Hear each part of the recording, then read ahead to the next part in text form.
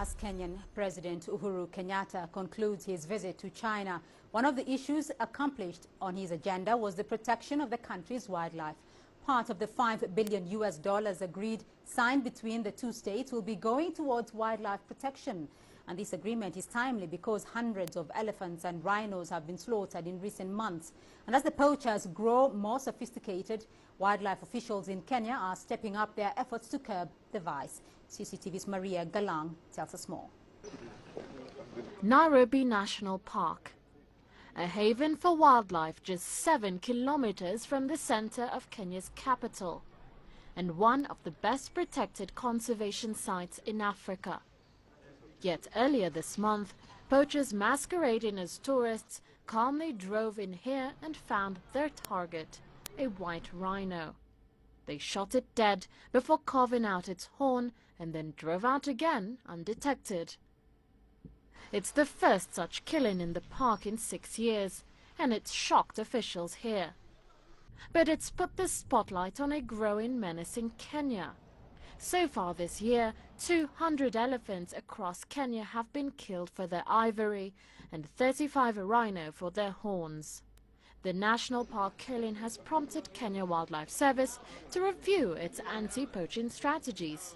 When our men are doing ground patrols, we offer them aerial cover because we got an air wing with several aircrafts, and we give them that backing, and that ensures that we are able to cover bigger ground, because even the aerial surveillance alone is able to tell us whether we have illegal activity inside our protected areas or not. The KWS is also using tracking devices. For rhinos and elephants, we have been using radio transmitters on them. For elephants, we have collars. And of course, for rhinos, we have mechanisms that we apply these transmitters so that we can be able to tell where some of these animals are at any one point. But the rangers face a very cunning, often murderous opponent. Previously, many poachers would cross from Somalia on foot and hunt in Tsavo East and Meru national parks. Recently, they've begun using 4x4 vehicles, motorcycles and high-caliber weapons. Many have an army background. We are strengthening our rules and our laws against poaching, because this is another area that hadn't really been looked at. So we're increasing the fines, jail sentences for people caught poaching.